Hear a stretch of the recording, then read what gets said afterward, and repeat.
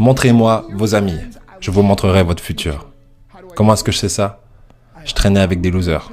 Dans cet épisode, l'ancien catcheur Marc Mero n'est pas là pour faire une démonstration de force. Non, il n'est pas là pour s'élever sur la troisième corde, prendre son temps, vous regarder droit dans les yeux avant de faire son coup de pied et vous écraser comme une merde sur le ring. Non, il n'est pas là pour ça. Il est simplement là pour vous raconter une histoire. Sortez les mouchoirs. Ma maman était à tous mes événements sportifs. Disons que je jouais au football, ok? Ma mère était sur la touche. Et si le jeu sur le terrain commençait à aller d'un côté, ma mère me criait dessus. « Marc, bouge-toi, bouge-toi !» J'étais là, oh mon Dieu. Et on se rassemble avec les autres gars de l'équipe et ils disent « Marc, est-ce que c'est ta mère ?»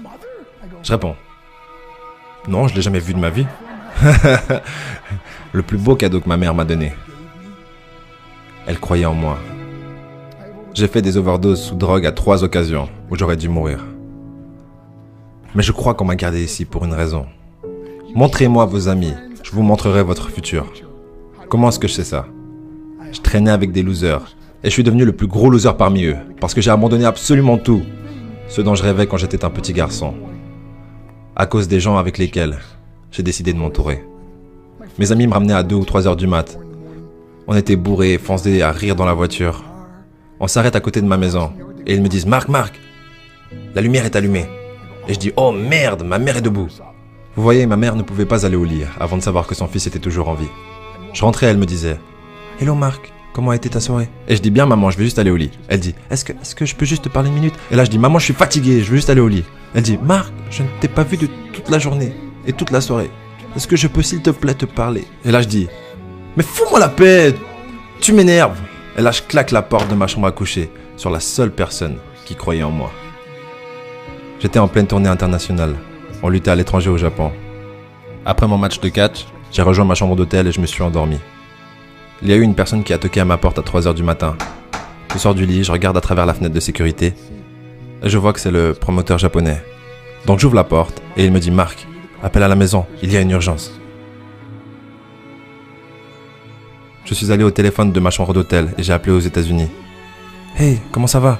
Il a dit « Marc, je ne sais pas comment te dire ça. » J'ai dit « Dis-moi simplement ce qui s'est passé. » Et d'un coup, il commence à pleurer et dit « Marc, je ne peux pas te le dire. » Je lui dis « Dis-le. » Il a dit « Marc, ta mère est morte. » J'ai posé le téléphone, j'ai couru pour sortir de ma chambre d'hôtel. J'ai pris l'ascenseur jusqu'à l'entrée. Et quand les portes sont ouvertes, j'ai juste couru dans la rue. Je veux dire, il n'y avait pas de voiture, il n'y avait pas de gens, c'était 3 heures du matin. Et je marchais au milieu de la rue, à Hiroshima, au Japon. Et je me rappelle regarder en l'air en disant « Maman, je suis tellement désolé. » J'ai pris l'avion pour ses funérailles. J'étais tellement nerveux de devoir marcher jusqu'à son cercueil, alors je suis resté dans le fond. Et je continuais à regarder à distance, et je n'arrêtais pas de penser « Maman, s'il te plaît, réveille-toi.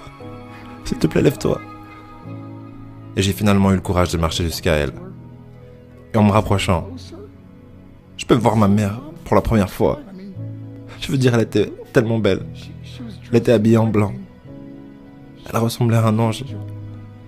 Je me suis juste tenu en dessus d'elle. J'ai dit « Maman, tu es mon héros. Tout ce que je suis, tout ce que j'espérais devenir, c'est grâce à toi. Tu m'as tellement aimé. Tu m'as donné une vie. Tu es la seule qui a cru en moi. »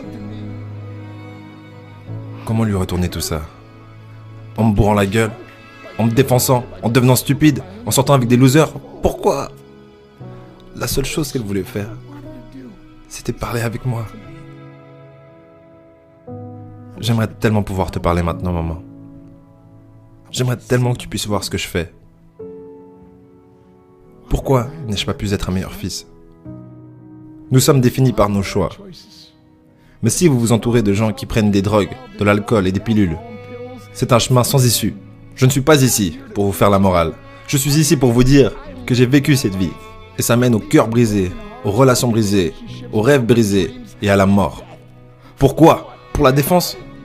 Si vous avez un père ou une mère, quand vous rentrez à la maison, dites à maman que vous l'aimez.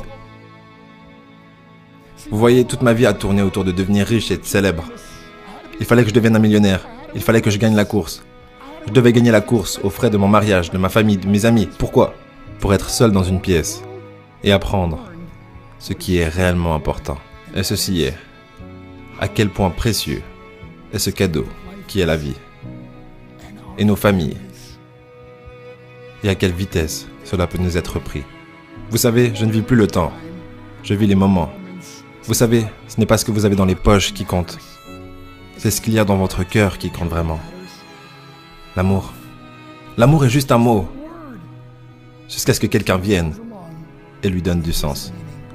Vous. Je vous le cache pas, j'ai pleuré 3 fois en faisant le montage. On a tous un pote hyper sensible dans son entourage, du coup cette vidéo est sûrement faite pour lui.